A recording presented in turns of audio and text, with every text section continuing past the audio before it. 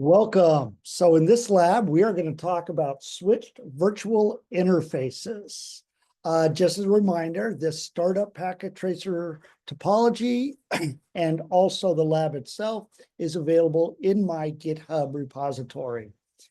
Okay, so here's the topology we've been working with. Let's kind of go down here. This is the area, the distribution block or switch block that we've been working with. So what I'm going to do is actually just zoom in on this. There we go. All right. So as you can see, I have put labels by all the different interfaces saying which VLAN they're on, for each port, whether it's a trunk link. I've also created a couple of labels here showing switched virtual interfaces on distribution 1 and distribution 2, but we haven't gotten there yet. Okay, we're going to do that in this lab. So what are we going to do in this lab? We're going to understand the role of a switched virtual interface, both on a layer 2 switch and a layer 3 switch. We're going to configure the SVI on both layer 2, layer 3. We're going to enable routing on, these are layer 3 switches up here. These are layer 2 switches. Because these are layer 3 switches, we can enable routing on them. Now, what does that give us?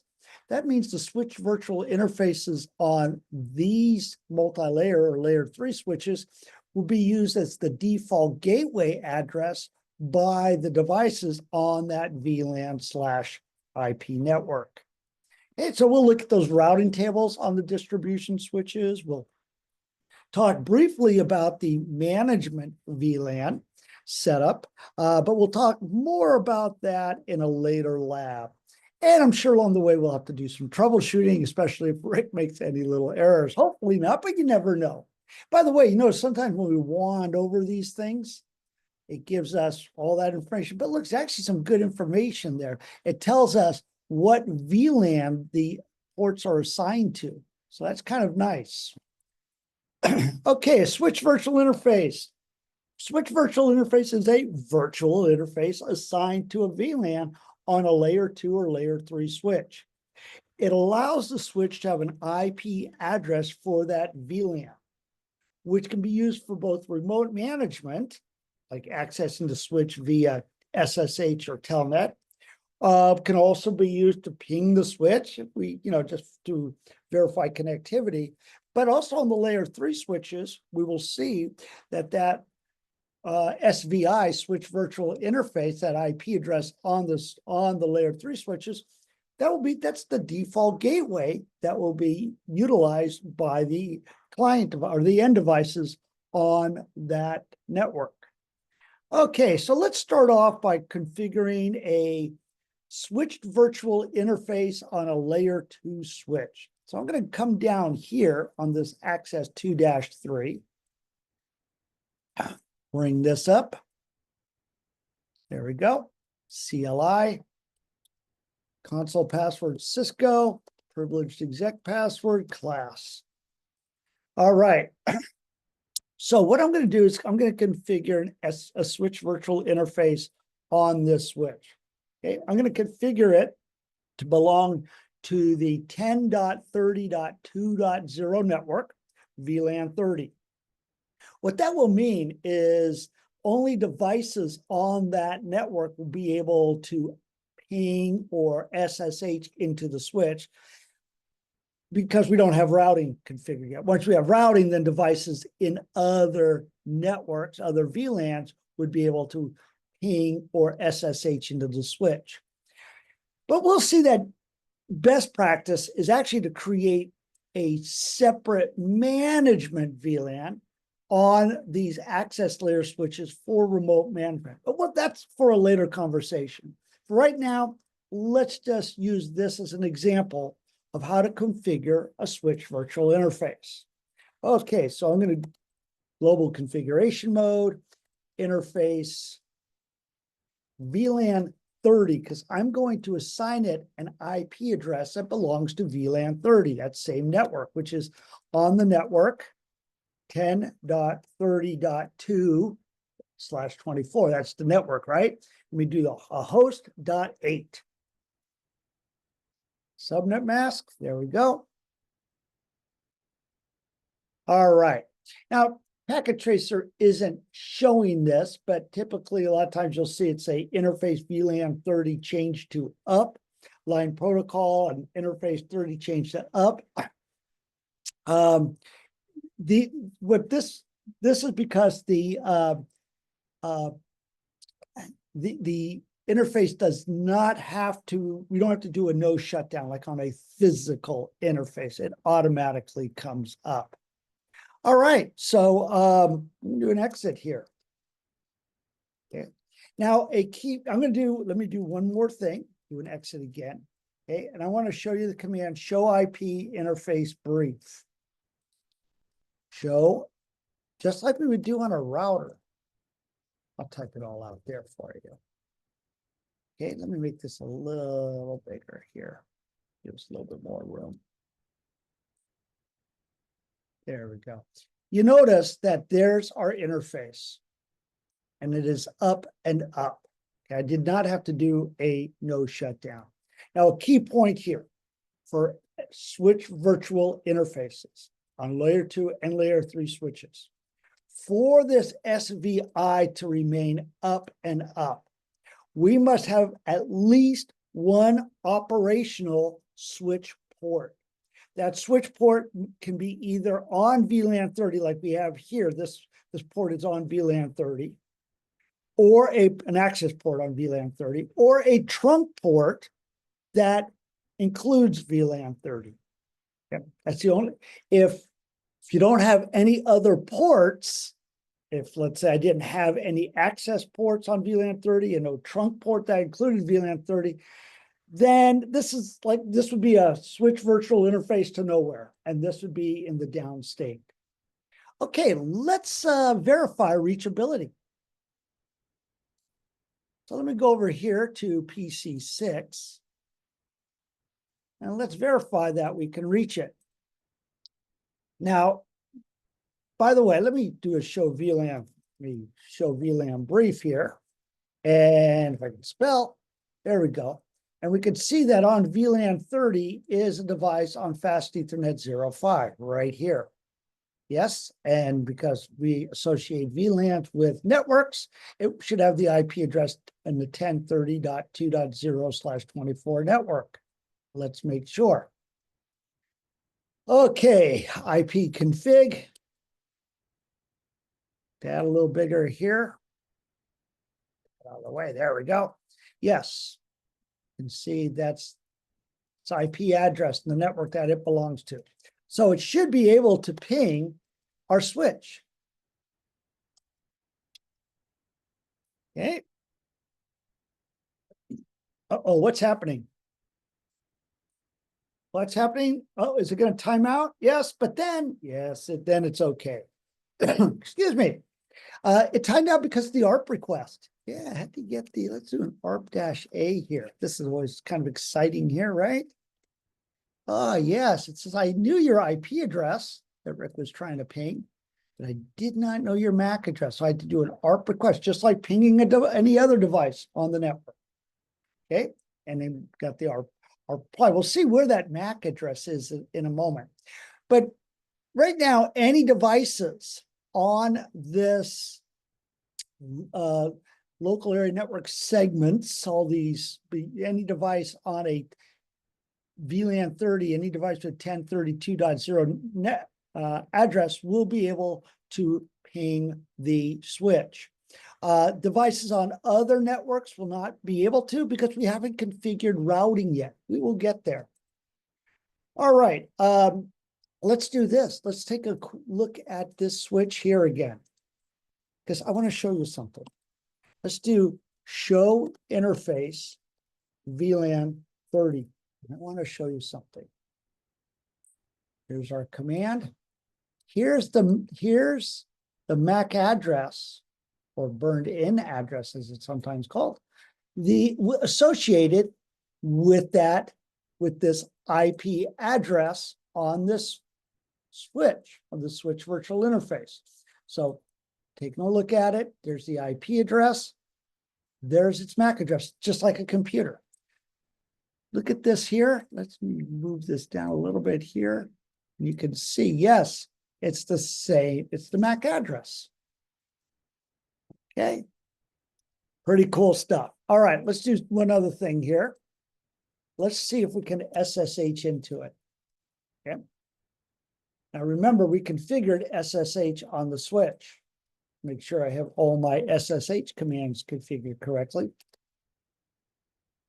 Okay, and we do. I'm just gonna. There we go. Do a show run. I'll make this longer. All right, let's just take a look what we needed for SSH here. Okay, so there's my IP domain name SSH key. Let me create the key there. What else do we have here? No, I think I'm missing one command here. Yeah, I knew I had forgotten something in an earlier configuration. All right, here's our line VTY. We're saying login local transport input SSH. So I'm going to add a few commands here. Okay. I think I forgot to do it on this switch. Oh, there's my username admin. Secret is SSH admin. So we'll use that. And I'll show you all the commands here in just a moment here. Matter of fact, I'll show you from the lab. I'll just put it right here as I do them. This is what we need. There's my username admin, my IP domain name SSH key. I'm going to do the crypto key generate RSA general. I'll just use my friendly autocomplete there. Modulus 1024. Show you the whole thing there. There you go. All right. Looks like I already created it. I didn't see that command in my configuration. It's saying I already configured it. Did I pass over it? Doesn't matter. Okay, so I've got that. Login local, do we have that? Yep, so it's going to use the local database, the username database. Okay, I think I'm good to go there.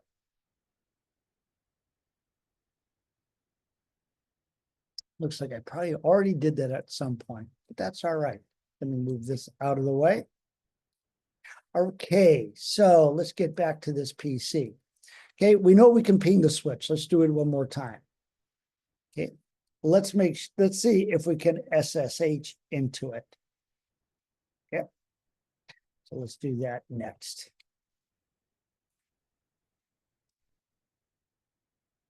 Get the command here. It's a little different in Packet Tracer. So just want to make sure I give you the right command here. Here we go. SSH-L. That's not a 1. Okay. Then admin space 10.30.2.8. Sometimes I always try and put an @ symbol here because that's how we tend to use it in other operating systems. Okay. There we go. Password SSH admin. There we go. Now I'm in the switch. I can even go into privileged exec mode. I can type password in correctly, class. There we go.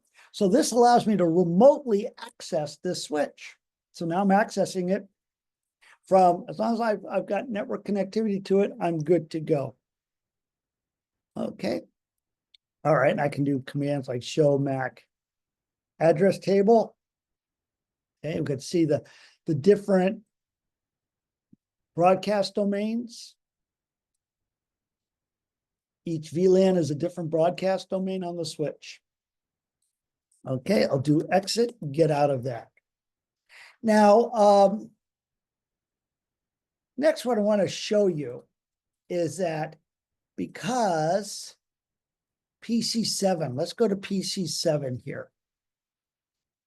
Desktop, IP config. Okay, you can see on PC7 that it is on a different network than the switch. Okay, PC7 is not going to be able to ping any device outside its own network. So it's not going to be able to access the switch. It's not going to be able to ping the switch, just like it's not going to be able to ping this IP address either on a different network of PC6. Let's give it a try. Ping 10.30 1030.2.8. Okay, that's the IP address of our access 2-3 switch. Okay, it's just because it's on a different network. We don't have the default gateway configured and the routing configured yet. Let me show you one more. Okay, but just same thing. I'll do. It isn't able to access any device on that 1030.20 subnet, or any device on a different subnet or network other than its own. Okay. All right. Now, I mentioned management VLAN. It's generally best practice to use a dedicated management VLAN for accessing our layer 2 switches remotely, and also our layer 3 switches.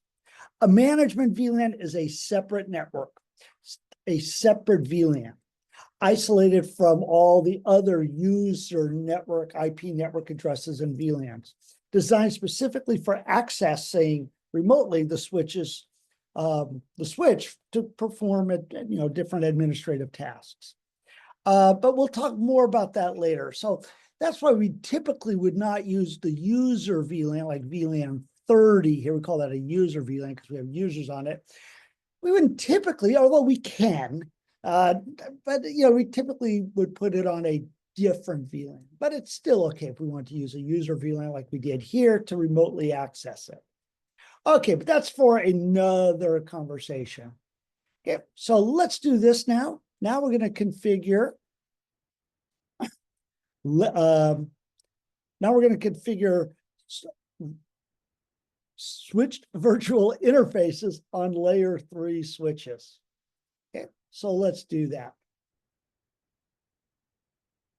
Okay. All right, so here's our layer 3 switches right here. Very similar to how we configured the SVI on layer 2 switch. It's identical. Okay, we're just going to add another command for routing. But I do want you to notice the switch virtual interface we're going to use, like for VLAN 10 here. Okay, notice the IP address we're choosing is the default gateway of PC0. Well, see, if I wand over that, you'll see that default gateway. See down there, 10.10.1.1. That's the IP address here. Okay, 10.10.1.1. Or on VLAN 20, let's look at this one here. Wand over that. See where it says gateway 10.20.1.1. Do that again. Come on. There we go. 10.21.1. There you go. Yeah, okay. That's going to be that's on VLAN 20. So the IP address on this layer 3 switch, multi-layer switch, is going to have for VLAN 20, its IP address 10.20.1.1. So let's get going. These switch virtual interfaces are going to be the default gateway for the devices on that network. Okay, so let me go here. Okay, Cisco enable class. All right, so config T, let's do interface VLAN 10. Okay, notice it comes, state change to up automatically. Okay, IP address 10.10.1.1. Okay, that's the default gateway address our devices are on that network or on that VLAN are using. Get that out of the way. Oh yeah, almost made a mistake there.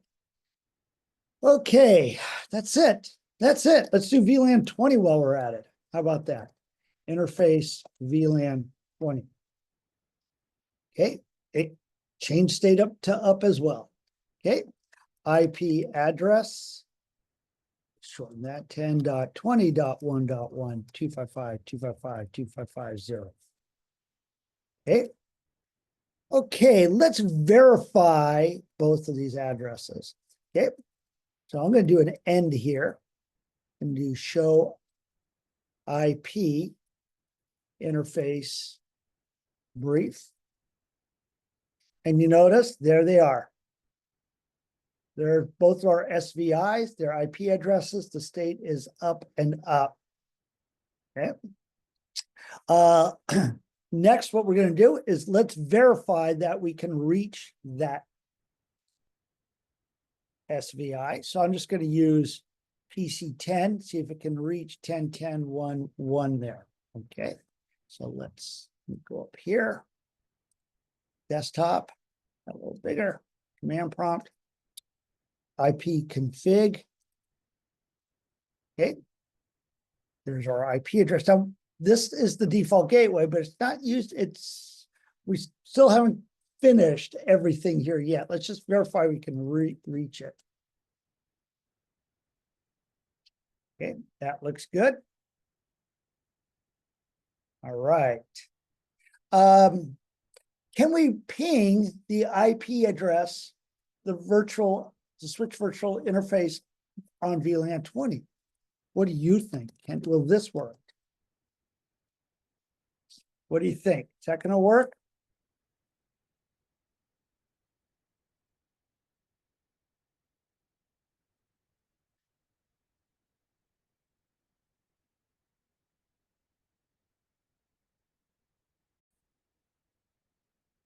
Okay, so I was able to ping this IP address, this other IP address, but that's only because, let me explain this. It's still not routing. This is my default gateway. So it says, oh, I don't know where 10.21.1 is. Well, I know you're on a different network, so I'm going to send it to my default gateway. So the packet went to the default gateway, and it just happens to be the same IP address. So just on this multi-layer switch says, oh, I know where it is. It's me. You sent that packet to me, and it's me. It's another address for me. And so here, return it. But let me show you. Okay.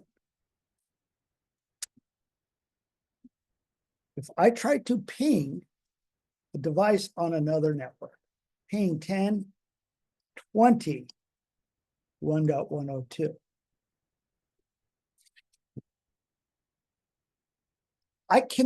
This device cannot ping this device. It could ping this IP address, but it just so, because it happens to be on the same device as a device on its network. It's like, oh yeah, I'm both of these addresses. So I can, I can reach myself, of course. But I'm not routing. I'm not sending this out because I'm not a router yet. So I can't reach anything else for you. So I'm not your default gateway yet. Okay, you think I am, but I'm not. I'm not routing yet. Okay, so let's go ahead and take a look at something. If I do show IP route on this multi-layer switch, what I really am seeing is something more like a host routing table, not a routing table we're used to seeing on a router. Okay, that is because I need to configure routing. Some layer 3 switches, just really depends, do routing by default. This one does not, okay? So this one here, we actually have to implement routing simply by typing IP routing. That's it. Now, if I do show IP route again, now look, a routing table that maybe we recognize, hopefully we recognize a little bit, show IP route. And we can see it says it knows about 2 networks. It says I'm directly connected to 2 networks. Okay. It says I'm connected to the 10.10.1.0 network. Means I can reach any devices on that network going out a port that belongs to VLAN 10. That includes trunk links. So I can reach any devices on that are part of 10.10.1.0 by sending those packets out Ethernet frames that belong to VLAN 10, including trunk links. Same here. I can reach any devices on 10.21.0 network by encapsulating those packets in Ethernet frames, going out my ports that belong to VLAN 20. That includes trunk links. Okay. So it's important to recognize that for an end device to reach its default gateway, the switch, so let's look at the switch here. The switch must have either an access port belonging to that VLAN 10 or a trunk link that also includes that VLAN. So we need VLAN 10 here, which we have, access port, and a trunk that carries VLAN 10. Okay, just like this one here, we have a access port VLAN 20 and a trunk that carries VLAN 20. All right, let's verify the default gateway now. There we go. Before I said I could not ping from PC0 to PC4. What about now?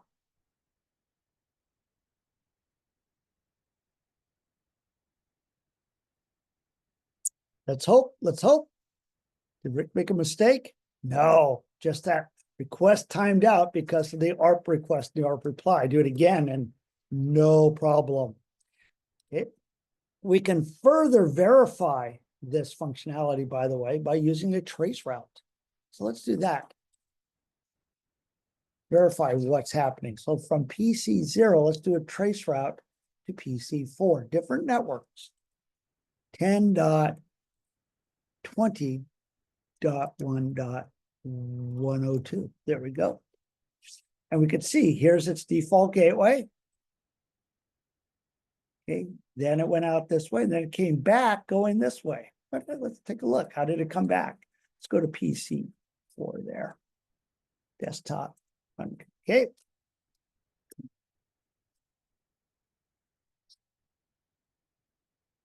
Okay, there it is. Different network. There's its default gateway. Okay. Let's do a trace route back so we can see how packets go from here to here. Trace RT 10.10.1.100. I'm going to do a trace route from here to here so we can see how packets travel back. And they go back through its default gateway 10.21.1. Okay. All right, I tell you what, let's just do one more quick thing and then we will be done. I am just going to, let me close this here and close this, get it out of the way. Let's do similar commands here on distribution 2 switch. I'll move this over here so we can see it all together. Okay. Cisco, enable class, show you how easy this is. Config T, interface VLAN 30. So now this is going to be the default gateway for devices on VLAN 30. That 1032.0 network, VLAN 40, 1040.2.0 network. Don't worry about these laptops or the IP phone. We'll get there later, okay? All right. VLAN automatically comes up. Don't have to do a no shutdown. IP address, 10.30.2.1. Okay, great. Interface VLAN 40. Interface automatically comes up. IP address 10.40.2.1, 255.255.255.0. Okay. Okay. Let's do one more thing. IP routing, right? There we go. And show IP route. There's our routing table. Let's see if PC5 can ping PC9.